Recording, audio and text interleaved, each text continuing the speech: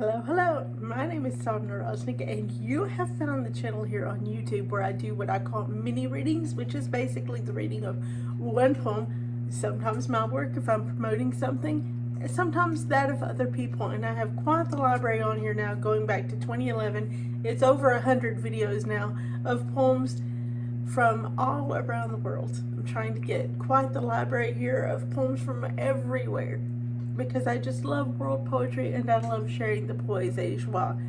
So if you find something you like, feel free to go back through. If you find something you like, I'm reading the English versions because that's the language I'm most comfortable with.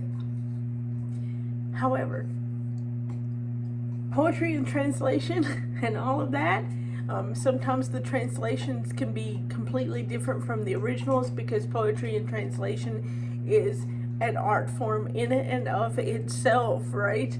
And just the nature of poetry itself is kind of an abstract art in itself, and then when you try to translate it into another language, that adds a whole nother layer of abstractness, right? So I encourage you, if you're able to read the original language, go back and read the original language and enjoy both the original and the translation together. Something I noticed recently, I'm filming this on February 7th. Don't know when I'll put it up exactly. I like to take a note. Here lately I've gotten in the habit of taking note of the filming dates, though, just so people can have an idea of what's going on, because it can be quite a while sometimes before I actually upload. I got to thinking, my service dog Ada died back in November, and I've got a new dog. You can hear her chewing on her bone right now, I'm sure. And my new dog's name is Joy. Different breed altogether. She's a mix. I got her from the animal shelter. Terrier, some kind of a terrier mix. Anyway, one of the things that me and Ada would do together was we got into watching the Golden Girls, and the thing, that sitcom about the three older ladies living together, three single older ladies living together. It was real popular in the United States in the 80s and early 90s, and you can find it on Hulu now if you want to watch it, and also Amazon Prime, I think, because I know that Hulu is only available to be viewed in the US. If you live in another country, you can't watch Hulu, but I think it's also available on Amazon Prime. Very much of its time, though, the jokes and stuff, but it's hilarious all the same. And of course it became a big deal again when Betty White died, because she was the last still living Golden Girl. And anyway, the theme song to the sitcom became kind of like me and Ada's song. In fact, whenever I had to have her put down because she had cancer, that was important to me to say that to her. It was thank you for being my friend, thank you for being a friend. So it became difficult for me to finish watching the series after she died. Well, I recently sat down and finally finished watching it, right? So mostly so I could cancel my Hulu subscription, but I made myself buck up and do it so I could cancel my Hulu subscription. There's a backstory to that too, but anyway, there's an episode in it where they read a Robert Frost poem, and I got to thinking about it, that I haven't shared any Robert Frost on this channel, and that's a big omission to make, because at one time during Robert Frost's lifetime, which makes it even more remarkable, Robert Frost was the most famous living poet in the Western civilization at one time. He even overshadowed Yeats for a time. Yeah, I know, right? So it's kind of awful that I don't have any poems of his on my channel. So I was like, okay, I need to fix that. So I decided I'm going to read the poem that they read on the Golden Girls. They read just a piece of it on the Golden Girls, and they kind of misquoted it because they took a couple lines here and a couple lines here and put them together like they supposedly appeared all together in that way in the poem, and they don't. It worked for the episode, though. it worked for the point they were trying to make in the episode, which is the, because of your TV, you're trying to make a point in the episode. That's more important than the poetry, actually. So that's the choice that the writers and the directors made. But I decided to go back and read the whole poem. And I don't remember the exact episode that the poem appears in Golden Girls, but I'm sure it wouldn't take a whole lot of Googling to find out. I know it had to do with Betty White's character, Rose. She had a relationship with this guy named, his character was named, I can't remember now. Anyway, he was the one that was in the witness protection program. Of course, you don't find that out till later, and she doesn't either. But anyway, he ends up having to leave her because the people that are after him discover where he is. So he has to leave her and go somewhere else to hide. And he sends her this poem to say goodbye. And so I don't remember it. Which episode exactly that was, and I've already canceled my Hulu at this point. But anyway, I'm fixing this huge omission, the lack of Robert Frost on this channel. Here it is, Reluctance by Robert Frost, and I went through the books that I have here of Robert Frost, and it's interesting because I have a couple books of selected poems of Robert Frost. I don't have a complete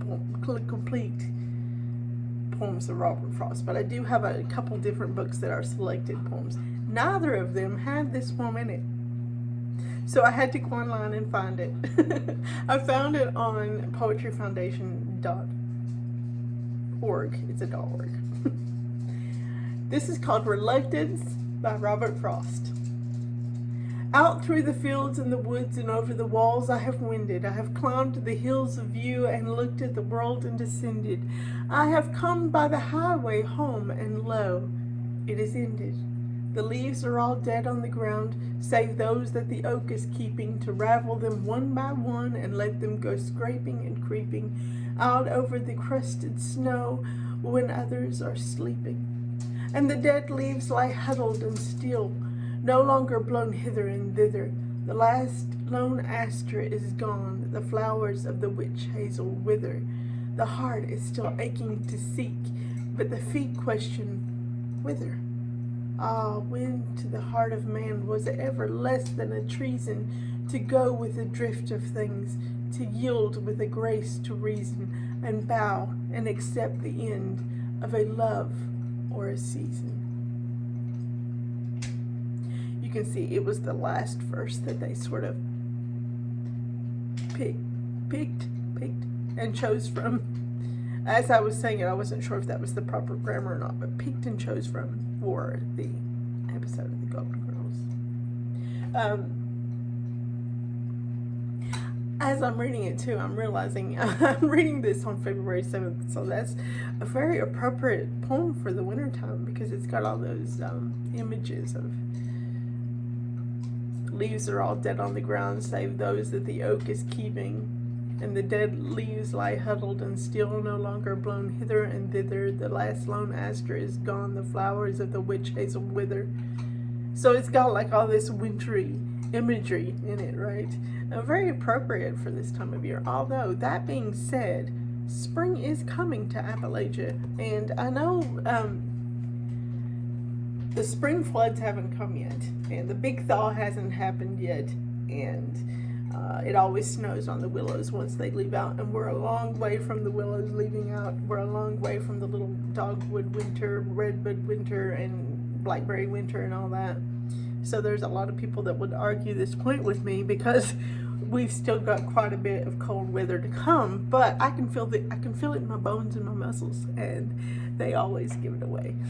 Also, I can see it in the behavior of the birds, and I can smell it. I stepped out my door a couple days ago. I went to let the dog out to go to the bathroom, and I stepped out on the porch behind her, just to get some fresh air, because in the winter it's too cold to porch sit like I like to do.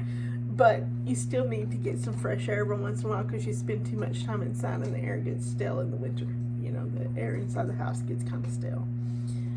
So I stepped out on the porch to get some fresh air in my lungs, and I could smell it. I could smell the earth, and the earth smelled like a spring, like it was alive.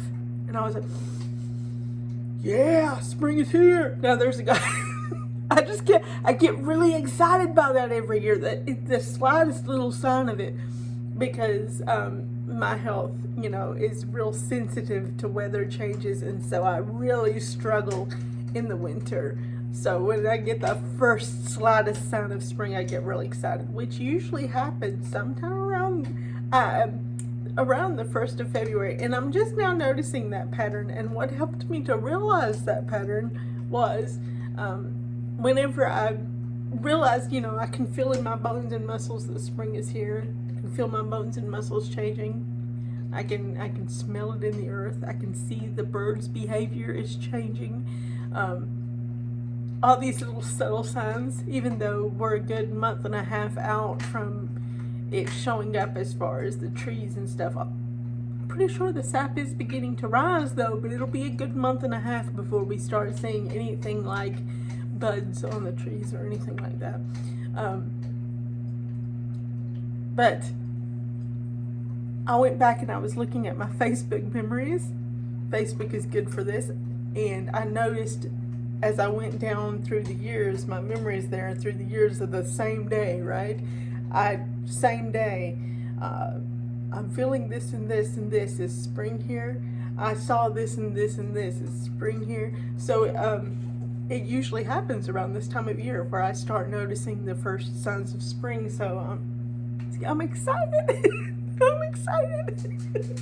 But like I said, we got a long way to go before people who are busier, who lead busier lives, and whose bodies are less affected by the weather and stuff like that begin to notice any changes. I'm just so in tune with the environment just because chronic health, you know, and the older you get and the more chronic issues you get, the more in tune with the seasons you get, and the more you notice, the more sensitive you get, and the more you notice these things, the quicker you notice them. I imagine it was that way across all generations. Maybe just 100 years ago that people were more in tune with the seasons because of having to live closer to the earth. Like you had, if you were going to eat, you had to grow your own food, right? And in order to grow your own food, you had to be aware of when the seasons changed and stuff like that, so that you would know when to plant. Like if I was going to plant a garden, I would already have the ground tilled at this point. Even though it's early February, I would already be tilling the ground because you plant your peas on Valentine's Day. That's the tradition, right? Because there's some plants that grow best if they get frosted on. So spring is here. It's just not real obvious yet. And a lot of people won't be noticing any signs of it for a good month and a half. And probably, you know, March, mid-March is usually when people start saying, oh, I noticed spring, and a lot of people will deny it and they'll die on that hill until the actual calendar says it's spring, but that's very man-made. That's very man-made. That whole, when the calendar says it's spring thing is very man-made. I go by what the weather says, and I can feel the change happened. The change happened about half a week ago now is when I first started noticing it, because I felt it in my bones and muscles first, and then I was like, I smell the earth, I smell life in the earth, and then it was like, oh look, the birds' behavior has changed. So but yeah, we still have the big thaw to go through when the ground gets real soft and everything gets real, like, massively muddy. I may not notice that as much this year as in years past because I don't have Ada. Being a Great Dane, when the ground would get real soft, we would always have what I would call Mudmageddon, where she would come in covered in mud. Where now I have a smaller dog, so that probably won't be as noticeable an issue this year. I loved my Great Dane though, and I miss her very much. I'm still grieving her. She was a very, very special, loving dog, more so than a lot of other breeds I've had. Anyway, so we haven't had that big thaw yet, and the spring floods have yet to come. And that always happens around now, before things start to bud out. So, but yeah, I can feel it coming, and I'm excited. But anyway, it is kind of at the same time rather appropriate to be reading that now, whenever things still look quite wintry out there, even though there are signs that the seasons be a changing. And I feel better now, knowing that I have read some Robert Frost on this channel. Anyway, thank you so much for joining me here for some Poesie Joie and putting up with my rambling. I do that sometimes. I ramble. Now, I don't post here on a schedule. There are multiple reasons for that. My health being one. But there are multiple reasons for that. That is the only reason why I really encourage you to subscribe. I'm not one of those that are like algorithm freaky people where I'm like, you have to just subscribe, you have to like, you have to do this, you have to do that. And I don't really care about the algorithm, so no, you don't have to do all that. But I do encourage you to subscribe, simply because I don't post on a regular schedule. And that way, if you subscribe, it will tell you, but you have to hit the bell too, or it won't tell you. But because that's what actually turns on the notifications. But that way it will tell you that I have uploaded and when, since it doesn't happen on a schedule. Sometimes it's months apart, and sometimes here lately I've noticed that I can film one of these and it'll be a couple months before I actually put it up.